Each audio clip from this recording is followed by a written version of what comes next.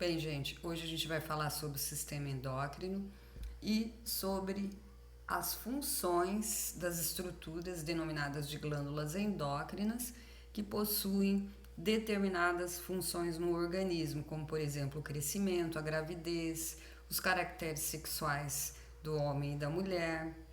Ainda, nós vamos ter a regulação da concentração da glicose no sangue e aqui a composição química de dois hormônios bem conhecidos: a ocitocina, que é liberada na neurohipófise, e a serotonina, que também é considerado um hormônio e é liberada também a nível de sistema nervoso central.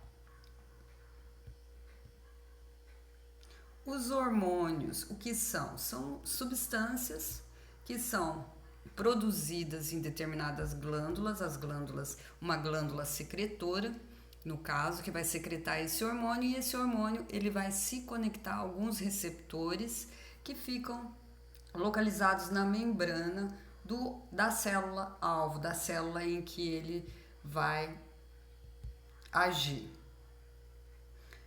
Os tipos de glândulas que temos, como a gente já viu anteriormente lá na aula de tecido subcutâneo, nós vamos ter a glândula exócrina, aquela glândula que produz líquidos para o exterior, como as glândulas sudoríparas e lacrimais, e as glândulas endócrinas. As glândulas endócrinas, elas vão produzir hormônios, vão produzir substâncias que vão ser liberadas no meio interno, enquanto que as glândulas exócrinas vão possuir a capacidade de produzir líquidos para o meio externo. Algumas glândulas possuem as duas funções, são denominadas de glândulas mistas e possuem função exócrina e endócrina. E quais são os tipos de glândulas endócrinas que nós vamos ter no nosso organismo? A primeira delas, o centro de todas, é o hipotálamo no sistema nervoso central e a hipófise, que vão trabalhar em conjunto. A terceira é a tireoide.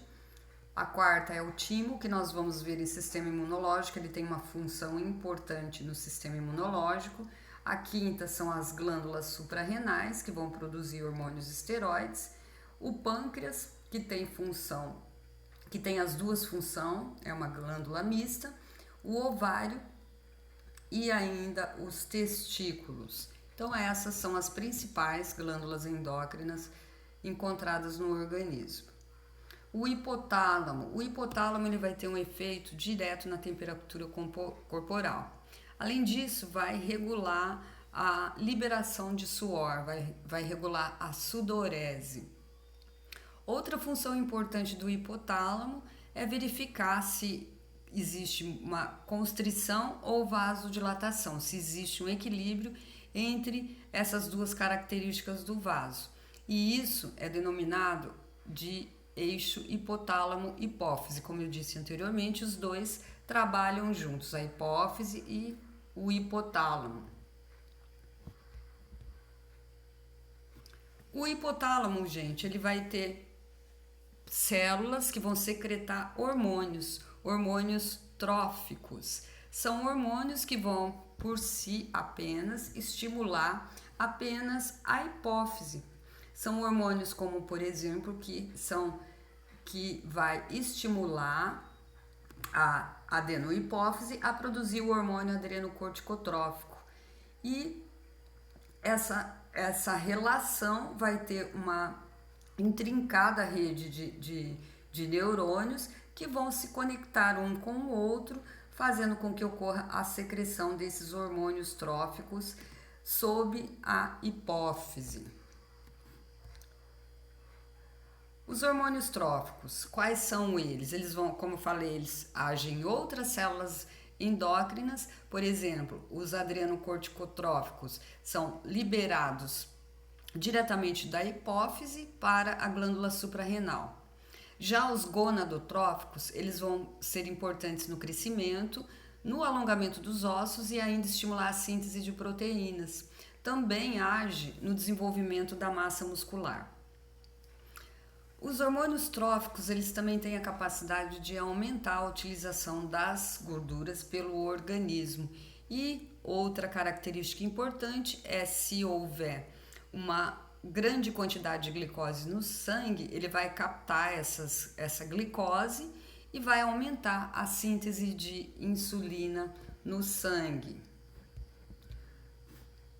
Os hormônios da glândula hipófise principais são o tireotrófico, que é o hormônio liberador da tireotrofina, o hormônio corticotrófico, hormônio estimulante da corticotropina, e o hormônio de crescimento, a somatotropina. Ainda os hormônios gonadotróficos, que vão estimular os hormônios folículo estimulante e o hormônio luteinizante. E a PIF. A PIF é um fator de inibição da prolactina. Esse hormônio ele vai ser produzido até a fase da adolescência, onde ele vai inibir a produção de prolactina. Por quê? Porque o desenvolvimento das mamas, a gravidez e a reprodução sexual feminina começa a surgir na adolescência. Antes deste período, essa prolactina é inibida a nível de hipófise. Os hormônios do hipotálamo e hipófise. Nesse gráfico a gente pode ver os hormônios do hipotálamo à esquerda e os hormônios da adenohipófise à direita. Então, no caso dos hormônios que produzem a tireotrofina, ele vai estimular a tireotrofina. O hormônio corticotrófico vai estimular o adrenocorticotrófico.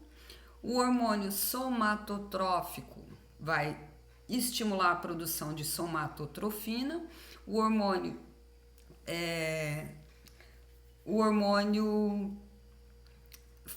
folículo estimulante vai estimular o folículo estimulante e o hormônio luteinizante e por último a inibição da prolactina. Na próxima aula a gente vai estudar um pouco sobre os hormônios hipofisários.